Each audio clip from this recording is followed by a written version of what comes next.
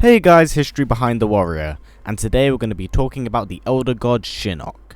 Eons before the events of Mortal Kombat, there were the elder gods, powerful beings that would watch over the realms. Amongst the gods was one particular one named Shinnok, who had a lust for power and a desire to take over Earthrealm.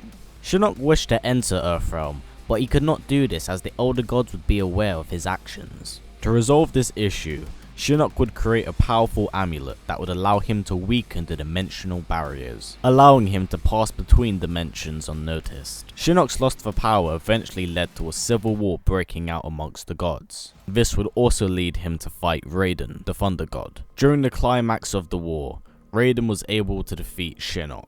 Raiden would then send Shinnok to the Netherrealm and strip him of his god status and his amulet.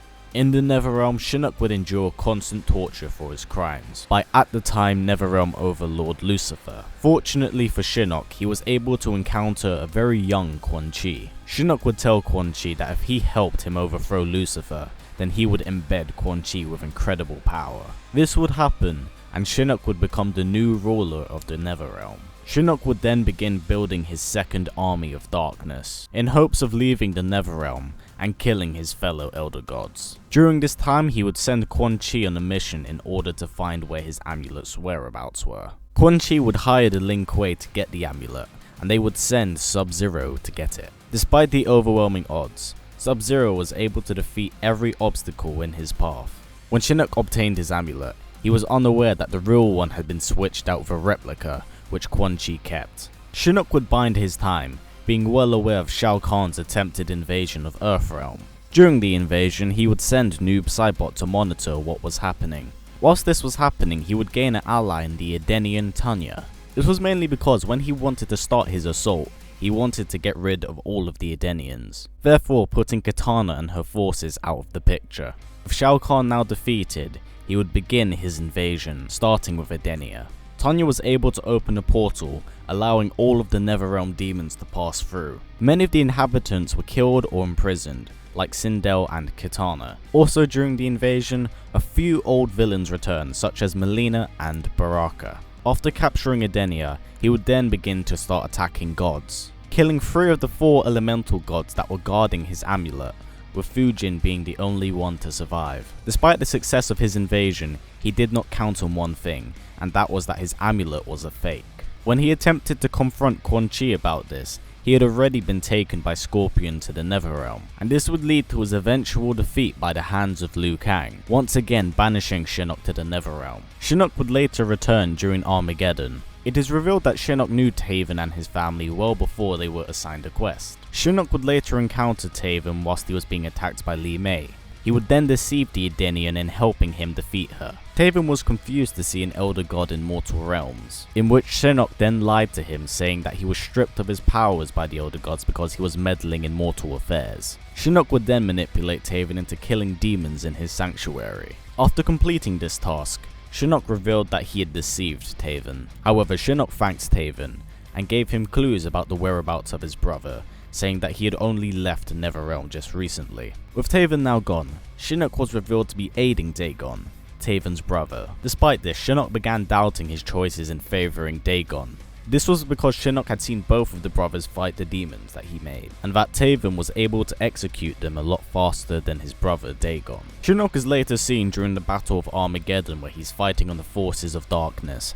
However, much like everyone else, he is killed in the conflict. During the reset of the timeline, he does make a small cameo in Mortal Kombat 9, saying that with the assistance of Quan Chi, he was the mastermind of getting Shao Kahn to invade Earthrealm, and also getting him eliminated as a competitor. 2 years after Shao Kahn's failed invasion of Earthrealm, Shinnok would strike. During the invasion, Shinnok had his eyes on poisoning the Jinsei Chamber. This was because the Jinsei Chamber contains Earthrealm's life force, and by corrupting and absorbing the energy, he could bend the gods to his will. Shinnok was very close to doing this, until he was confronted by Johnny Cage. The actor was able to defeat him before he was imprisoned within his own amulet. Over the course of time, Kotal Kahn had recruited an agent of Shinnok which he didn't know, which was Devora.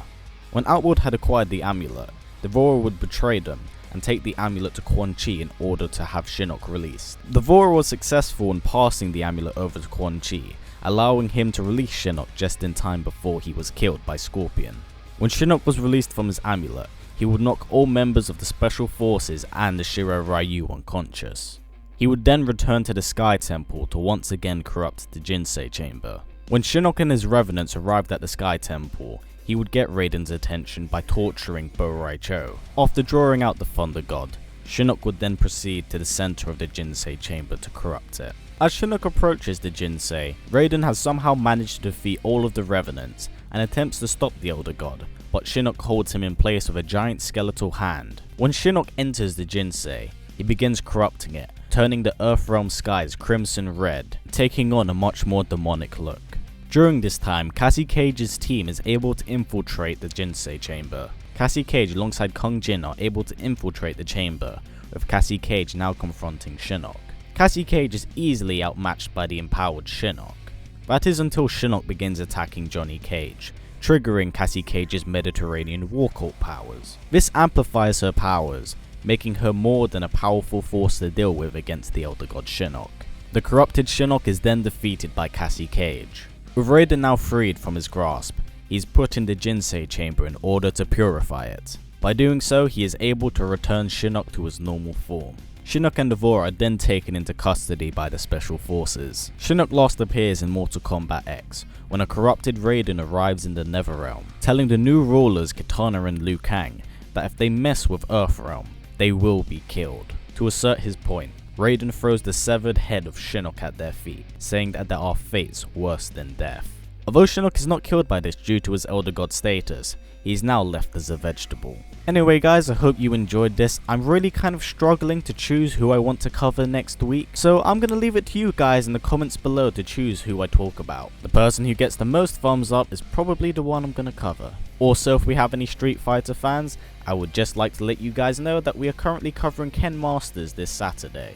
Anyway guys, as always, please comment, like, subscribe and share this video with everyone you know, and I will see you guys next time.